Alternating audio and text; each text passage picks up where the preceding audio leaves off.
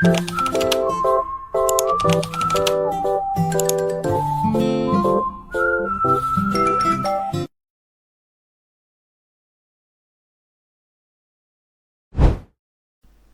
ميناسان، اهلا بيكم في فيديو جديد. كتير طلبوا مننا ان احنا نسجل على برنامج فيرويد موبايل على الموبايل. ازاي نسجل دخول عليه؟ كنا قلنا قبل كده احنا ممكن نسجل عليه بالفيسبوك، بس الفيسبوك عند ناس منفعش، فخلينا نحاول النهارده بالايميل. الايميل نفع ورسالة التأكيد جات. تابعوا معايا. اول حاجة هنفتح التطبيق وهنضغط على علامة ستارت، وبعدين هنضغط اجري. دي اول خطوة. بعدين هيبدأ ياخدنا على الصفحة اللي هتكون خاصة. انا ماشية معاكم من غير تقطيع من غير اي حاجة، بالظبط زي ما الوقت بياخد انا معاكم في الفيديو، عشان يبقى كل حاجة بالظبط وتشوفوا رسالة التأكيد اخد وقت قد ايه. انتظرناها لما فتح جاب لنا الصفحة دي link your account to Viroid. ده كل ده ايه؟ على الموبايل. هنسيبنا من كل ده، يعني لو حابب تقرأه مفيش مشكلة. بيقول لك الموقع بياخد منك ايه وبيعمل لك ايه. اهم حاجة اضغط على لوج اللي تحت دي. انت هتربط بقى بالاكونت بتاعك. اضغط كريت اكونت. احنا من بداية خالص هنعمل كريت اكونت للموقع وننتظر معاه. هنسجل بايميل عادي عادي تماما. طيب بعد كده هيجيلك اختيارات. احنا كنا بنضغط بالفيسبوك، لا انا عايزاك اخر اختيار سينج اب ويز ايميل، اللي هو ايميل ادرس اللي تحت. ما تضغطش بجوجل، لا الايميل اللي تحت. بعدين هتكتب الايميل بتاعك، اي ايميل يكون شغال، بس اهم حاجه عشان تعرف تستقبل عليه رساله التاكيد. كتبت الايميل بتاعي وقال لي اقترحي باسورد، يعني اكتب انت باسورد من دماغك. فهو جوجل اقترح عليا باسورد فقمت حاطاه ما يفرقش معايا، وضغطت على الجاتش عشان خاطر يتاكد ان انت مش روبوت. قال لك حدد سيارات فحددت سيارات. تمام، احنا معاه للنهايه.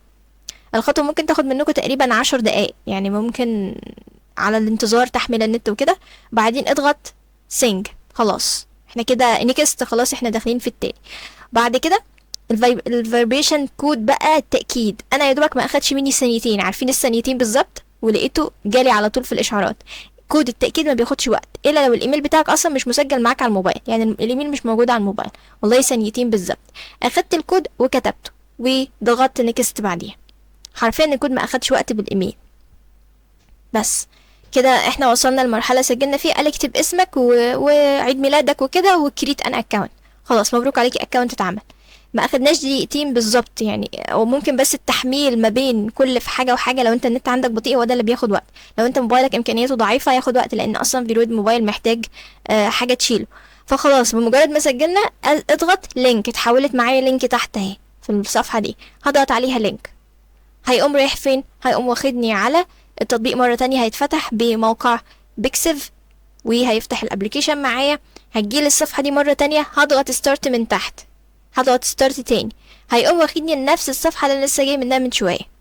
برضو هضغط اجري وهروح لنفس الصفحة اللي لسه جاي منها تاني، وانزل فيها تحت اللي هي دي لينك يور اكونت. انزل فيها تحت واضغط لينك مرة تانية مرة تانية.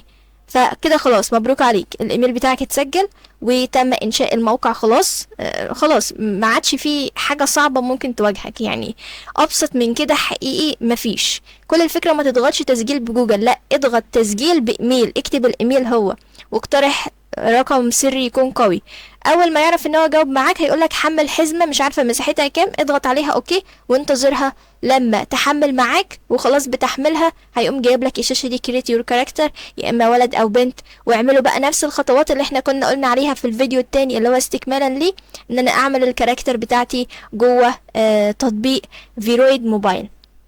يعني اتمنى شرح يكون وافي بالنسبه لكم. التسجيل بالايميل اسهل ما يكون. عايز تسجل بالفيسبوك مفيش مشكله، عايز تسجل بالايميل برضه مفيش مشكله. رساله التاكيد بكرر مره تانية ما اخدتش مني ثانيتين بالظبط وجات لي على الايميل مباشره.